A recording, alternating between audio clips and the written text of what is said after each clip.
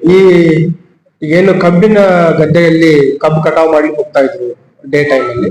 ರಾತ್ರಿ ಟೈಮ್ ಅಲ್ಲಿ ನಗರಕ್ಕೆ ಬಂದು ಈ ಟೂ ವೀಲರ್ ಅಲ್ಲಿ ಫಸ್ಟ್ ರೆಕ್ಕಿ ಮಾಡ್ತಾರೆ, ಆಮೇಲೆ ಒಂದ್ ಕಡೆ ವೆಹಿಕಲ್ ಅನ್ನ ನಿಲ್ಲಿಸಿ ಅಪರಾಧ ಮಾಡ್ತಾರೆ. ಸ್ವಲ್ಪ ವೆಹಿಕಲ್ ದೂರ ನಿಲ್ಲಿಸುತ್ತಾರೆ, ಒಂದೊಂದು ಮನೆಗಳಲ್ಲಿ ಕಾಂಪೌಂಡ್ ಟು ಕಾಂಪೌಂಡ್ ಜಂಪ್ ಮಾಡುವಂತದ್ದು ಅಂತೆಲ್ಲ ಮಾಡಿದ್ದಾರೆ. ಮತ್ತೆ ಔಟ್ಸೈಡ್ ಮನೆ ಲಾಕ್ ಆಗಿದ್ದು ಮಾತ್ರ ಅವರು ಟಾರ್ಗೆಟ್ ಮಾಡ್ತಾರೆ, ಒಂದೇ ಏರಿಯಾದ.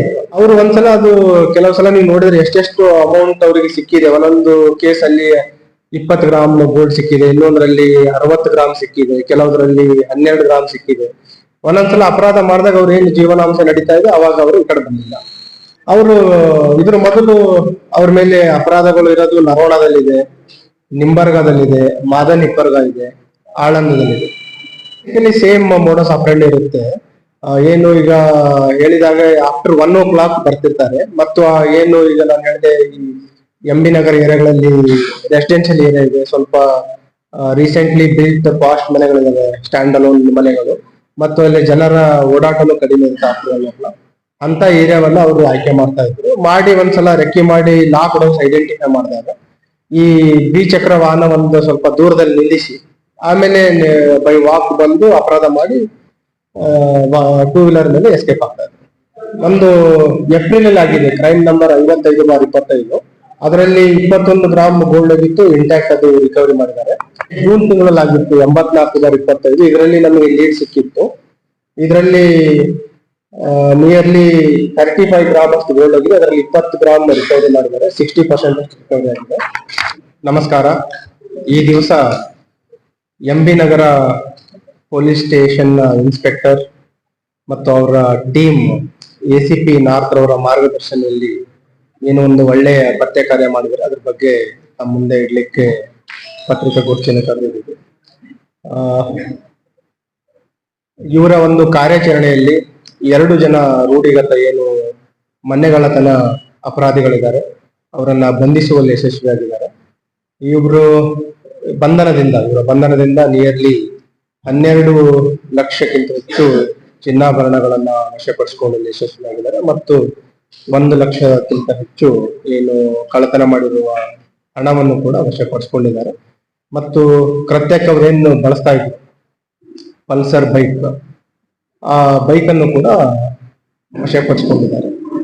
ಈ ಮೋಡಸ್ ಆಪರೇಂಡಿ ಏನು ಯಾವ ರೀತಿ ಆರೋಪಿಗಳು ಹಿನ್ನೆಲೆ ಏನಿದೆ ಅದನ್ನ ಹೇಳಲಿಕ್ಕೆ ಹೋದ್ರೆ, ಬೇಸಿಕಲಿ ಅವರು ಆಳಂದ ತಾಲೂಕಿನ ಕೆಲವು ತಾಂಡದಲ್ಲಿ ವಾಸ ಮಾಡ್ತಾರೆ. ಕೃಷಿ ಹೊಲದಲ್ಲಿ ಕೆಲಸ ಮಾಡ್ತಾ ರಾತ್ರಿ 1 ಗಂಟೆ ನಂತರ ನಗರಕ್ಕೆ ದ್ವಿಚಕ್ರ ವಾಹನದಲ್ಲಿ ಇಲ್ಲಿ ಬರ್ತಾ ಇದ್ರು. ಬಂದು ಒಂದು ಕಡೆ ವಾಹನವನ್ನ ಇಟ್ಟು ರ್ಯಾಂಡಮ್ ಆಗಿ, ಈಗ ಕೆಲವು ಅಪರಾಧಿಗಳು ಹಗಲೊತ್ತಲ್ಲಿ ಮನೆಗಳನ್ನ ರೆಕ್ಕಿ ಮಾಡ್ತಾ ಇದ್ರು, ಯಾವುದು ಲಾಕ್ಡ್ ಹೌಸ್ ಇದಾವೆ ಅಥವಾ ಲಾಕ್ಡ್ ಗೇಟ್ ಇದೆ ಅಂತ. ಇವರು ಆ ರೀತಿ ಇಲ್ಲ, ರ್ಯಾಂಡಮ್ ಆಗಿ ಒಂದು ಕಡೆ ವಾಹನವನ್ನ ನಿಲ್ಲಿಸಿ ಅದರಲ್ಲಿ MB ನಗರದಲ್ಲಿ ಏನು ಕೆಲವು ಇತ್ತೀಚೆಗೆ ಡೆವಲಪ್ ಆಗಿರೋ ಔಟ್ಸ್ಕರ್ಟ್ಸ್ ಅಲ್ಲಿ ಇರುವ ರೆಸಿಡೆನ್ಷಿಯಲ್ ಏರಿಯಾಗಳಿದ್ದಾವೆ ಅಂತ ಮನೆಗಳನ್ನೇ ಇವರು ಏರಿಯಾಗಳನ್ನು ಟಾರ್ಗೆಟ್ ಮಾಡ್ತಾ ಇದ್ರು. ಅಲ್ಲಿ ರೆಕ್ಕಿ ಮಾಡಬೇಕಾದ್ರೆ ಏನು ವಾಹನವನ್ನ ನಿಲ್ಲಿಸಿ ಬೈ ವಾಕ್ ರೆಕ್ಕಿ ಮಾಡೋದು, ಯಾವುದು ಲಾಕ್ ಆಗಿರುವಂತಹ ಮನೆ ಇದೆ ಅಥವಾ ಲಾಕ್ ಆಗಿರುವಂತಹ ಗೇಟ್ ಇದೆ, ಆ ಗೇಟ್ ಅನ್ನ ಅಥವಾ ಲಾಕ್ ಮನೆಗಳನ್ನ ತಕ್ಷಣ ಅಲ್ಲೇ ಅಪರಾಧಗಳನ್ನ ಮಾಡುವಂಥದ್ದು. ಒಂದು ಸಲ ಅಪರಾಧ ಮಾಡಿದ್ರೆ 1 ಮಂತ್ ಆ ಕಡೆ ಬರೋದಿಲ್ಲ ಅವರು.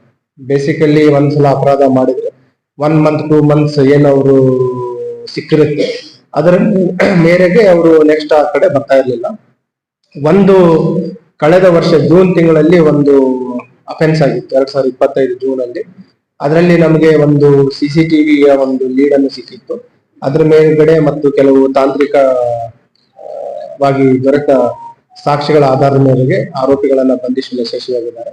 ಅದರಲ್ಲಿ ಏನು ನಮಗೆ ಸಿಕ್ಕಿದೆ ತಾಂತ್ರಿಕ ಸಾಕ್ಷಿ, ಅದ್ರ ಮೇರೆಗೆ 2ನೇ ಆರೋಪಿ, ಇದರಲ್ಲಿ ಏನು ಬಂಧಿತರಾಗಿದ್ದಾರೆ 2 ಜನ ಆರೋಪಿ, ಅದರಲ್ಲಿ 2ನೇ ಆರೋಪಿ ಬಂಧನ ಆಗಿದೆ. ಮತ್ತು ಅವನ ಒಂದು ಬಂಧನದಿಂದ ಅವನಿಗೆ ಅವ್ರ ಜೊತೆ ಬಂದಿದ್ದ ಇನ್ನೊಬ್ಬ ಆರೋಪಿ A1 ಆರೋಪಿನೂ ಕೂಡ ಬಂಧಿಸಲಾಗಿದೆ. ಇದ್ರ ಜೊತೆಗೆ ಇವ್ರ ಜೊತೆ ಇನ್ನೂ ಕೆಲವರು ಆರೋಪಿಗಳು ಇರುವ ಬಗ್ಗೆ ಮಾಹಿತಿ ಇದೆ ಮತ್ತು ಬೇರೆ ಕಡೆ ಅವರು ಅಪರಾಧ ಮಾಡಿದ ಬಗ್ಗೆ ಮಾಹಿತಿ ಇದೆ. ಈಗಾಗಲೇ ನಮ್ಮ ಅಧಿಕಾರಿಗಳಿಗೆ ನಿರ್ದೇಶನಗಳನ್ನು ನೀಡಿದ್ದೀವಿ. ಉಳಿದ ಆರೋಪಿಗಳ ಬಗ್ಗೆನೂ ಕೂಡ ಪತ್ತೆ ಮಾಡಲಿಕ್ಕೆ. ಆಮೇಲೆ ಈ ಆರೋಪಿಗಳದ್ದು ಹಿನ್ನೆಲೆಯನ್ನ ನಾವು ಚೆಕ್ ಮಾಡಿದಾಗ ಏನು ಒಬ್ಬ ಮೊದಲನೇ ಆರೋಪಿ ಇದ್ದಾನೆ ಇವನ ಮೇಲೆ ಈಗ 4 ಪ್ರಕರಣಗಳಲ್ಲಿ ಈಗ ಭಾಗಿಯಾಗಿದ್ದಾರೆ ಮತ್ತು ಅದರ ಜೊತೆಗೆ ಹಳೆಯ 2 ಪ್ರಕರಣಗಳು ಕೂಡ ಅವನ ಮೇಲೆ ಇದ್ದಾವೆ.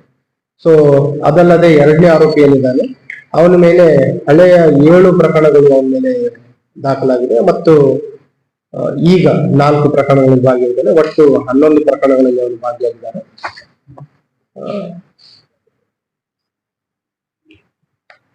ಇದರಲ್ಲಿನೂ ಕೂಡ ನಮಗೆ ಒಂದು ರಿಮೋಟ್ ಲೀಡ್ ಸಿಕ್ಕಿತ್ತು. ಒಂದು ಏನಂತಂದ್ರೆ ಈಗ ಎಂ ಬಿ ನಗರ ತಮ್ಮೆಲ್ಲ ಗೊತ್ತಿದೆ, ಇತ್ತೀಚೆಗೆ ರೆಸಿಡೆನ್ಷಿಯಲ್ ಏರಿಯಾ ಅಲ್ಲಿ ಎಲ್ಲ ಹೊಸ ರೆಸಿಡೆನ್ಷಿಯಲ್ ಏರಿಯಾಗಳು ಬರ್ತಾ ಇದೆ. ಅಲ್ಲಿ ಜನರ ಒಂದು ಓಡಾಟ ಕಡಿಮೆ ಇರುತ್ತೆ. ಆ ಹಿನ್ನೆಲೆಯಲ್ಲಿ ಆ ಒಂದು ಪ್ರದೇಶಗಳನ್ನ ಅವರು ಆಯ್ಕೆ ಮಾಡಿ ಇಟ್ಕೊಂಡಿರುವಂತದ್ದು. ಮತ್ತು ಇವರು ಏನ್ ಅಪರಾಧ ಮಾಡಿದ್ದಾರೆ, 4 ಅಪರಾಧಗಳು ಮಾಡಿರುವ ಟೈಮ್ ಲೈನ್ ನೋಡಿದಾಗ ಒಂದು ಫಸ್ಟ್ ಏಪ್ರಿಲ್ ಅಲ್ಲಿ ಮಾಡಿದ್ದಾರೆ, ನೆಕ್ಸ್ಟ್ ಜೂನ್ ಅಲ್ಲಿ ಮಾಡಿದ್ದಾರೆ, ನೆಕ್ಸ್ಟ್ ಜುಲೈ ಅಲ್ಲಿ ಮಾಡಿದ್ದಾರೆ, ನೆಕ್ಸ್ಟ್ ಆಗಸ್ಟ್ ಅಲ್ಲಿ ಮಾಡಿದ್ದಾರೆ. ಅದರ ನಂತರ ಮಾಡಿರ್ಲಿಲ್ಲ. ಆಮೇಲೆ ಏನು ಅಫೆನ್ಸ್ ಅಲ್ಲಿ ಅಪರಾಧ ಮಾಡಿದಾಗ ಏನು ಅವ್ರಿಗೆ ಕಳ್ಳತನದಲ್ಲಿ ಆ ಚಿನ್ನಾಭರಣ ದೋಚಿದ್ದಾರೆ, ಅದರಲ್ಲಿ ಅವರೊಂದು 50% ಸೇಲ್ ಮಾಡಿದ್ದಾರೆ. ಅಲ್ಲಿ ರೈಲ್ವೆ ಸ್ಟೇಷನ್, ಬಸ್ ಸ್ಟ್ಯಾಂಡ್ ಅಲ್ಲಿ ರ್ಯಾಂಡಮ್ ಪರ್ಸನ್ಸ್ ಗಳಿಗೆ ಕಡಿಮೆ ಬೆಲೆಗೆ ಮಾರಾಟ ಮಾಡಿದ್ರು. ಇನ್ನು ಕೆಲವು ಅವ್ರ ಮನೆಯಲ್ಲೇ ಇಟ್ಕೊಂಡಿದ್ರು. ಇಂಟ್ಯಾಕ್ಟ್ ಅಪರಾಧಗಳಲ್ಲಿ ಏನು ಮಾಡಿದ್ರು ಅದನ್ನ ವಶಪಡಿಸಿಕೊಳ್ಳುವಲ್ಲಿ ನಮ್ಮ ತಂಡ ಯಶಸ್ವಿಯಾಗಿದ್ದಾರೆ. ಹಾಗಾಗಿ ನಮ್ಮ ಎಂಟೈರ್ ಟೀಮಿಗೆ ನಾನು ಅಭಿನಂದನೆಗಳನ್ನ ಸಲ್ಲಿಸಲಿಕ್ಕೆ ಇಷ್ಟಪಡ್ತೀನಿ.